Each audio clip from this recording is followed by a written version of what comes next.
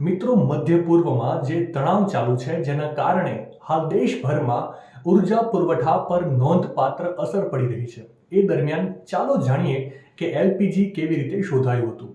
1900ના દાયકાની શરૂઆતમાં પેટ્રોલનો સંગ્રહ ઇંધણના છૂટક વિક્રેતાઓ અને ગ્રાહકો માટે એક મોટો પડકાર હતો. 1910ના સમયગાળા દરમિયાન એક ગ્રાહકે વોલ્ટર સ્નેલિંગને ફરિયાદ કરી કે તેણે કન્ટેનરમાં ખરીદેલા પેટ્રોલનો લગભગ અડધો ભાગ ઘરે પહોંચતા સુધીમાં ગાયબ થઈ ગયો હતો. સ્નેલિંગે આ ઘટના પાછળનું કારણ સમજવા માટે પેટ્રોલના રાસાયણિક વર્તનનો અભ્યાસ કરવાનું નક્કી કર્યું. જુદા જુદા તાપમાને પેટ્રોલનો પ્રયોગ કરતી વખતે તેમણે શોધ્યું કે પેટ્રોલમાં પ્રોપેન અને બ્યુટેન જેવા વાયુઓ હોય છે.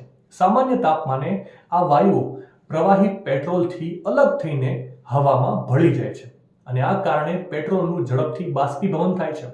આ વાયુઓને સ્નેલિંગે એકત્રિત કરવાનું અને અલગ બળતણ તરીકે ઉપયોગ કરવાનું નક્કી કર્યું.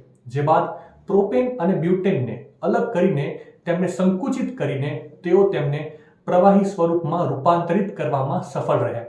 આ એ જ પ્રવાહી છે જેને આપણે હવે એલપીજી ગેસ તરીકે ઓળખીએ છીએ અને કંઈક આવી રીતે એક ફરિયાદથી એલપીજી ગેસની શોધ થઈ હતી. માહિતી સારી લાગી હોય તો રીલને વધારે શેર કરજો અને આવી જ અવનવી માહિતી માટે સંદેશ ડિજિટલ સાથે જોડાયેલા રહેજો.